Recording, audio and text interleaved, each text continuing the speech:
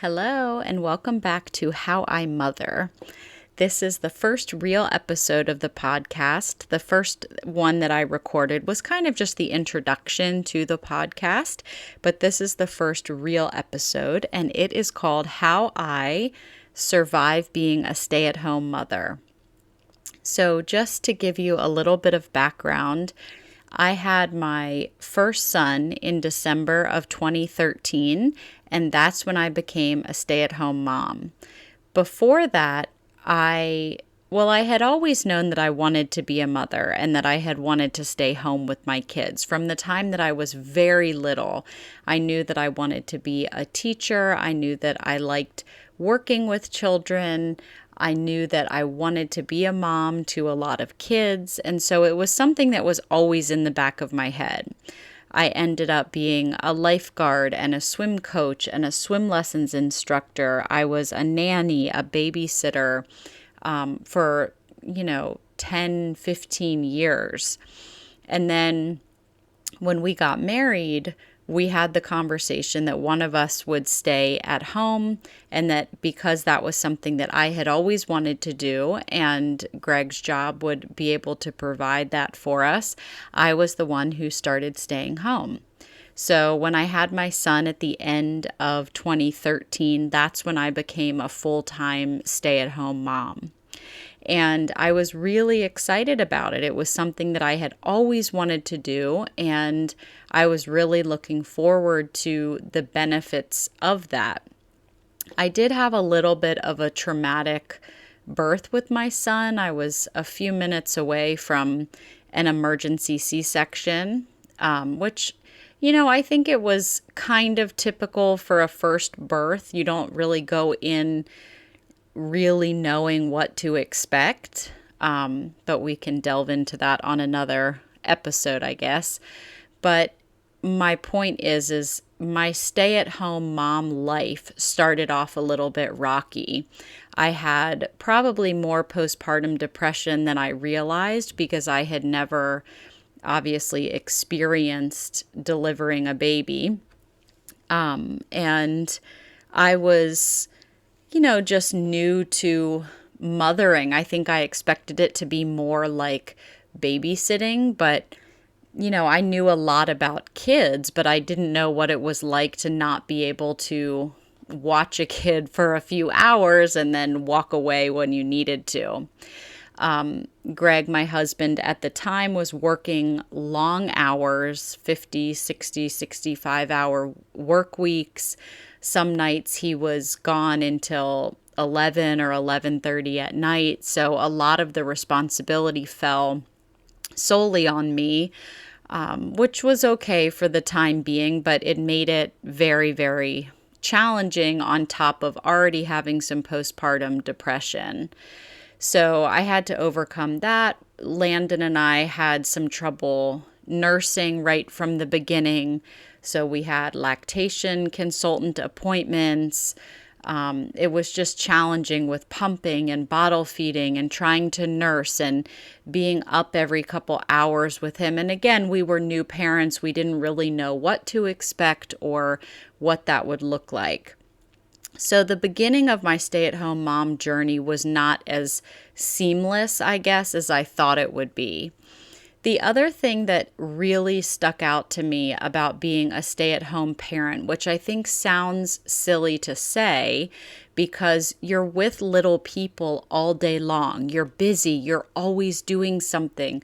You're answering questions. You're talking to your kids. You're reading. You're doing activities.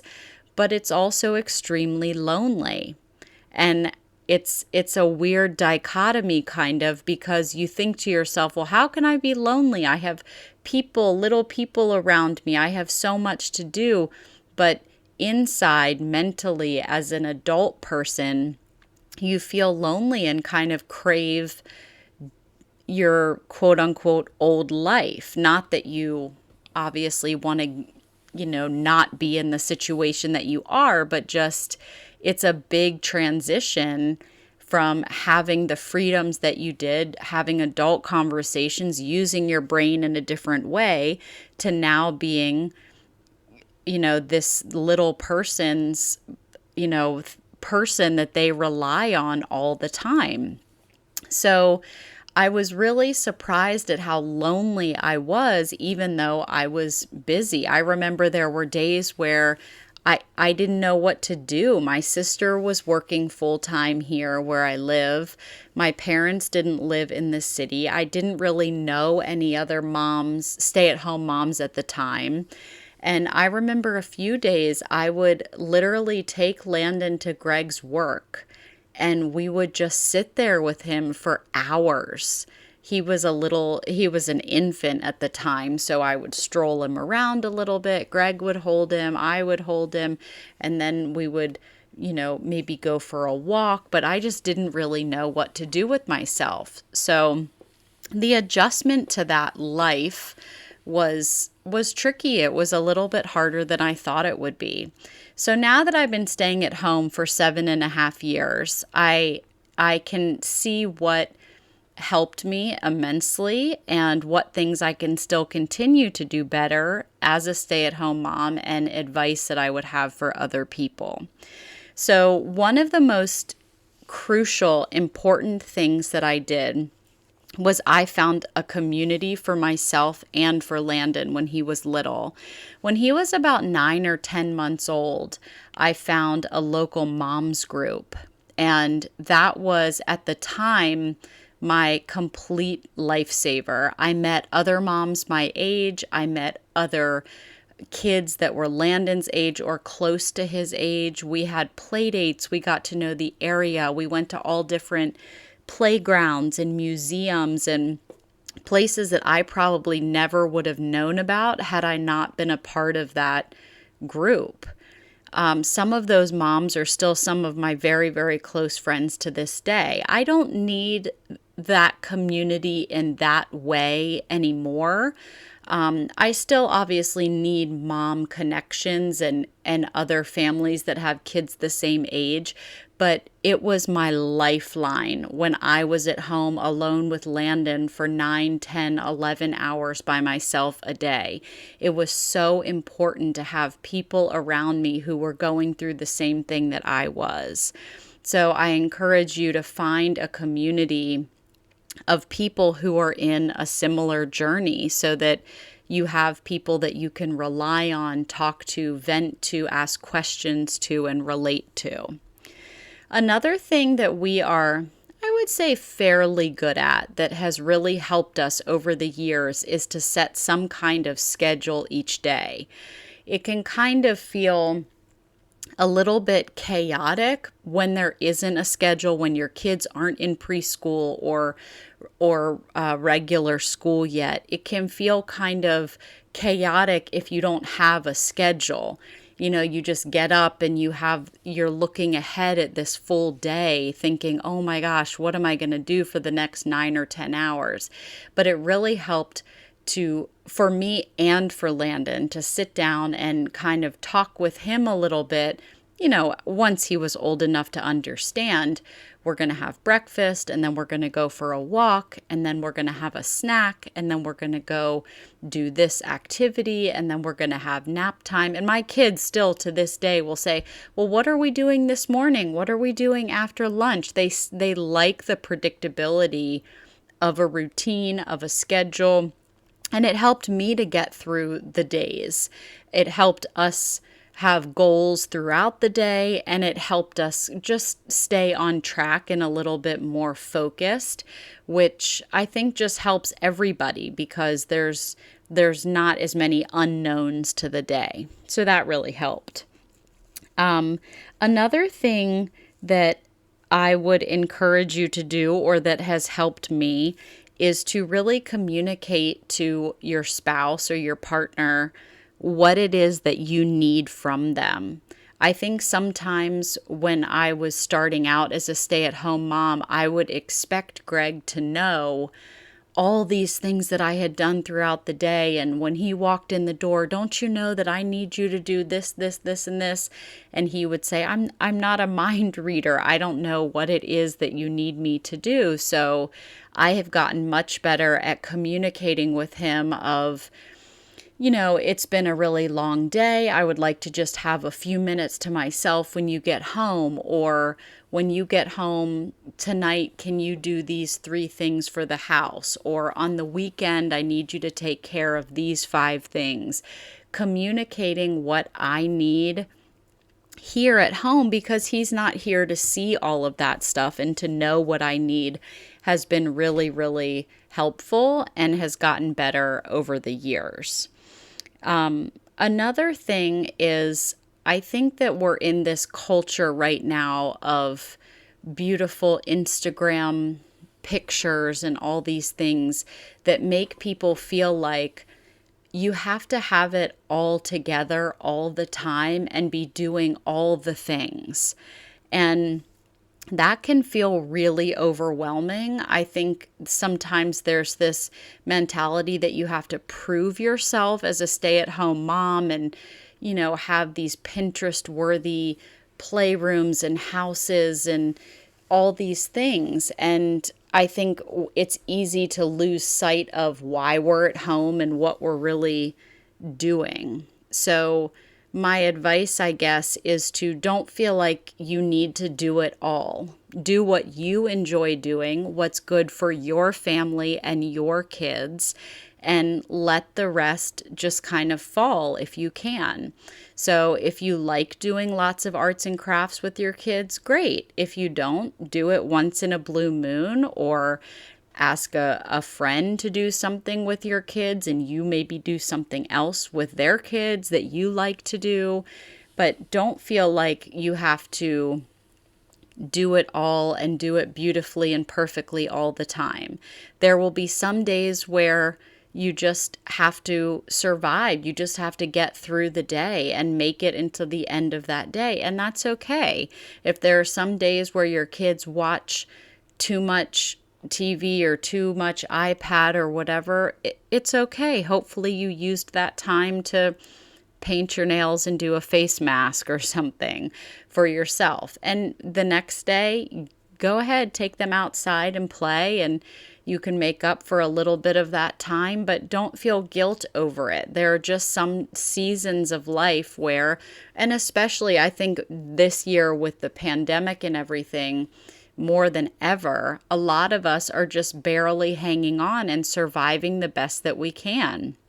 And if that's what you have to do, that's totally okay. Don't feel bad about it. You're doing the very best that you can each day.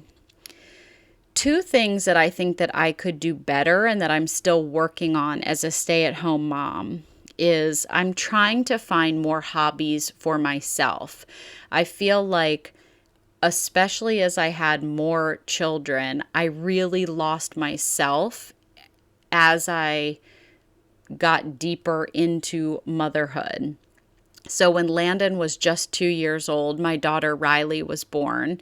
They're 25 months apart, basically. And so that was a lot to have 2 kids, 2 and under. And then when Riley was about a little more than 2.5, I had my 3rd and last child, Maya. So I had at the time a 4.5-year-old, a 2.5-year-old, and a newborn. So nobody was in school full time, and I was home with all 3 kids all by myself. So it was a lot, and there wasn't a lot of time for me to be doing hobbies and things that I truly enjoyed. And honestly, I felt like as the years went on, I didn't even know what I enjoyed anymore that was outside of motherhood, other than being basic and strolling Target with a Starbucks in my hand. I couldn't even remember the hobbies that I used to enjoy. So I'm trying to get back to a little bit of that and finding out what it is that I want to do for my own personal time, which is one of the reasons that I started this podcast. I enjoy talking about motherhood and my journey and connecting with other moms. And so that's a big reason that I wanted to do this as a hobby for myself. So I'm trying to find more things like that as my children become more independent and I have a little bit more time. The last thing, and I am not good at this, we are not good at this, is finding time for me and Greg. It's very hard to set that time apart where we can step away from our role as parents and just kind of recharge and then start fresh again. We are not good at scheduling date nights. And I know throughout this last year, this pandemic, it's been especially hard. It's hard to get a babysitter. It was hard to really go anywhere anyways, but we are trying to be better about having little dates and even shows that we watch together, movies that we watch together. We're trying to be better about having that time in the evening together. I hope that we can do better with that as our kids get older and older, and as we get out of this pandemic and have more resources and more flexibility to get out in public more and more. So I hope that those tips helped. I hope that hearing my experience a little bit as a stay-at-home mom helps. Hopefully it's relatable to some people. I always tell Greg that this is the best but the hardest thing that I have ever done in my life. I would never change it. I would not, even 7.5 years in, I would not want to be doing anything else. I can honestly look back and say, although there are days where I questioned, is this for me anymore? Do I really want to be at home anymore? The overwhelming answer, the majority of the time, is yes, this is exactly what I want to be doing, even though there are extremely hard days in there.